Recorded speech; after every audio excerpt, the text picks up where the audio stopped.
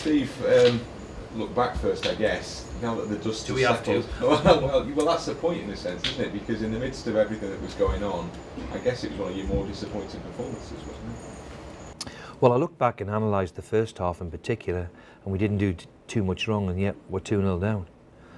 And like I've just said to the radio there, the one thing you can't legislate for is individual error. And we made so many errors in that game defensively, what cost you.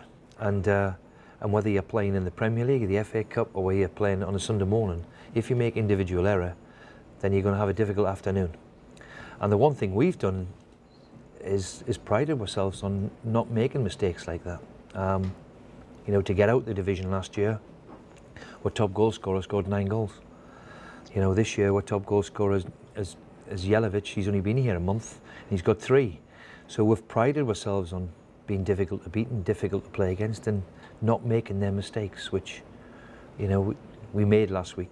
So we've got to dust ourselves down. It's one of them crazy weeks where we have to eradicate it. After our best away performance, we've arguably had our worst home performance. So the way it is, we've got to forget about it and move on and make sure we do the things what we've been good at all season. In terms of the reaction subsequently to the events, the touchline events, what's your take on that? Well, as what I would expect it to be. You know, as a club, we accepted Alan's honesty in the whole situation. I think he's been big and brave enough, and I think, to be fair to him, he had to come out and say what he said.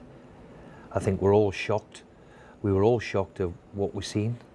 And Alan has got to pay the consequences for that, which I'm sure he will do, and maybe look at himself to say there's been too many incidents like that to get involved in. I know as well as I do, there's nobody, you know, stands in the technical area, you know, like all of us. You know, we all stand there and get lost in it sometimes, and that's a wrong way to be. So I'm sure Alan's got to take the fine and the punishment and whatever's dished to him, and take it, like I'm sure he will do, and find a way of moving on from it and trying to erase it, just like we have to with the result. It is a pressurised environment, that, isn't it? And there's an incredible scrutiny. You know, as you pace up and down there, there's cameras all around the ground. But I think all of us. When you go into management or you're playing, we've all done stupid things. You look at yourself sometimes, whether you run up the touchline in celebration at something, or whether you're berating somebody, or what you're doing, you afterwards sit back and look and go, oh, what have I done that for? And you're right, the scrutiny now in the Barclays Premier League in particular is seen all around the world. The coverage is quite remarkable. And the one thing we don't want is the images like we've seen last week. And I think Alan would be the first to understand that. I think he has done. I think we now let the authorities take and make the right call of what punishment obviously he's going to receive. So that was looking back, looking forward. Big weekend it would appear for the club, isn't it, this one? Well, since we've been coming here, we've seemed to have big occasions, but when you put it into context, if we win it, and we've never been to a semi-final since 1930, so I don't know if there's many supporters around who went to that last semi-final. I hope there is, and that puts it into context of exactly what, you know, it would mean to everybody.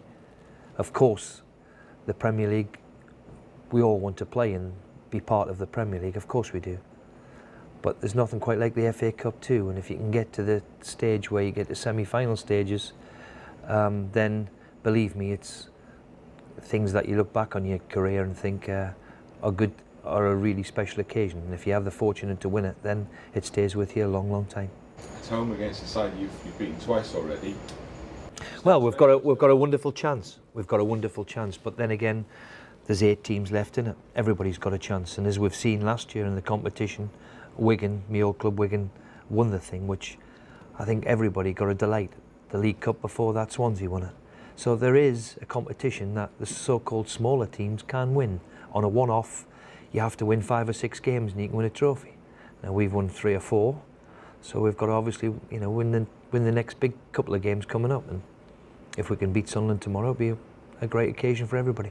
You only had 11,000 for the replay here. Does that Well, it was disappointing, wasn't it? It is disappointing, but look, I think the big thing for everybody, we have 18, 19,000 season ticket holders, and it's a lot for people to find the money to buy the season ticket, let alone go and find money now. And I think we've reduced the prices for everybody concerned.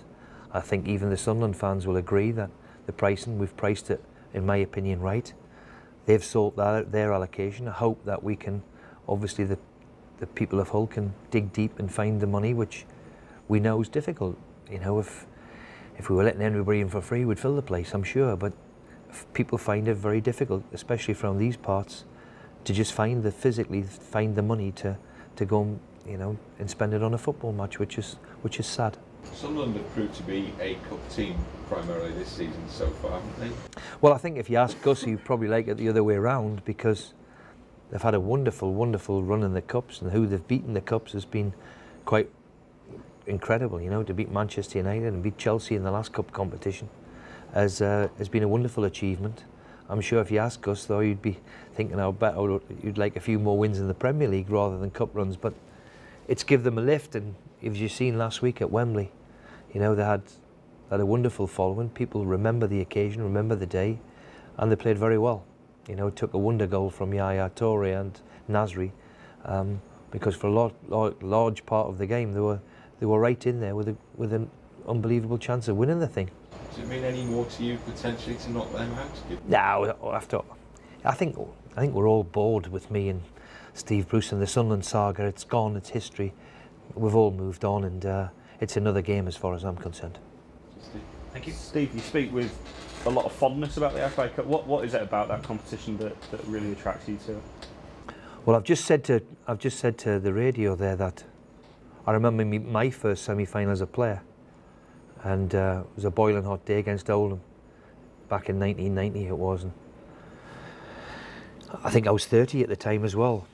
I think I had a wealth of experience, and the whole occasion was just, I couldn't put one front of the other. I couldn't concentrate at all. Got lost in the whole thing and looked round me and shouted at Big Pally for I need a bit of help, and he was just as bad, you know. So that's what the FA Cup is, you know. You get to a semi-final and a final, then, you know, it's a bit different. It's a one-off. It's an occasion where, you know, you're so close. So they're great occasions to play in, be involved in, and it is still a wonderful competition, you know. So if we can get past tomorrow, then now the way it is as well, we're playing at Wembley in a semi-final, which would be terrific for everybody of Hull. Yeah, I'll ask you about this playing the semi-finals at Wembley in a minute, but you've obviously lifted the trophy as a club captain as well. What was that moment like for you? You know, you've done that several times. What's that like as a player when you're there? Well, I think I'll go for most people that, you know, when you're growing up as a kid, especially in them days too, that the FA Cup was magical, and you'd seen all the captains and the build-up, and in them days too, there wasn't many live games like there are today. The FA Cup was the live game, you know, of the season, and everybody would make a day of it, you know, from watching the thing from 10 o'clock in the morning till 5 o'clock, 6 o'clock at night.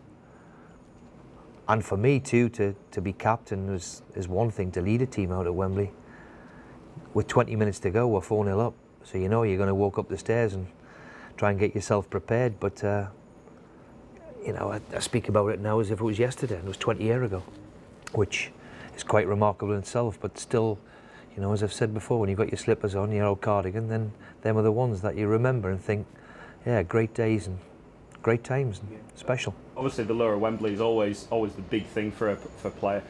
Semi-finals are now played at Wembley as well. Does that sort of give it a bit more of an incentive when you get to this stage in the competition?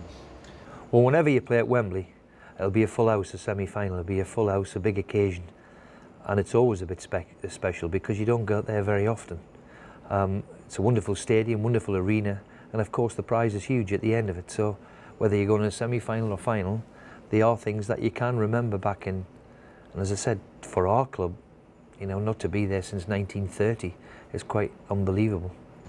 Steve, how's your squad looking this weekend? You've had a few players away on international duty. Well, we've had 8 or 9, and always the worry is that they pick up a few knocks. What we're hearing is everybody's okay. Some are not getting back in until into Heathrow and until later today. So we're we'll see how everybody is in the next 24 hours, but we believe, you know, the physios and doctors have been ringing around, we believe everybody's okay, so that's good.